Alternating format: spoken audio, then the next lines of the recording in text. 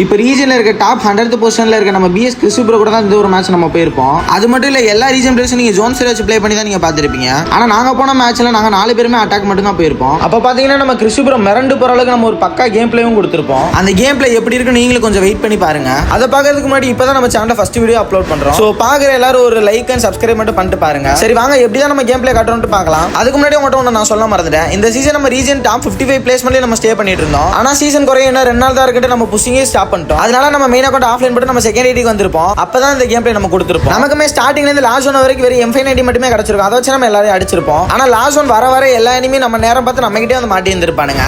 அப்ப பாத்தீங்கன்னா நம்ம பிஎஸ் கிறிஸ் ப்ரோ நான் கில் அடிக்கல நான் கில் அடிச்சிருக்கேன் ப்ரோன்னு சொல்லி இருந்திருப்பாரு. அந்த நேரத்துல நம்ம கிறிஸ் ப்ரோ வெறுப்பேத்துற மாதிரி நம்ம யோகேஷ் நம்ம கிட்ட வந்துட்டு கில் சேலஞ்சும் கேட்டிருப்பான். இப்போ எப்படியாச்சும் நம்ம இந்த கில் சேலஞ்சில் ஜெயிக்கணும்னு சொல்லிட்டு லாஸ்ட் ஒன்ல இருக்க எல்லா எனிமே நம்ம ஒரே ஆள் நின்று அடிச்சிருந்திருப்போம். அப்புறமேட்டு தான் தெரியுது இன்னும் ஒரே ஒருத்தன் தான் இருந்திருப்பான்னு சொல்லிட்டு அவனே அடிச்சு நம்ம இந்த மேட்ச் ஒரு போயாவும் எடுத்திருந்திருப்போம். போய் அச்சது மட்டும் இல்லாம இந்த கில் சேலஞ்சு நம்ம தான் ஜெயிச்சிருந்திருப்போம். இந்த வீடியோ பிடிச்சிருந்தா மறக்காம ஒரு லைக் கொடுத்துட்டு பாருங்க. ஸோ பாய் கைஸ், அடுத்த ஒரு நல்ல வீடியோல பார்க்கலாம்.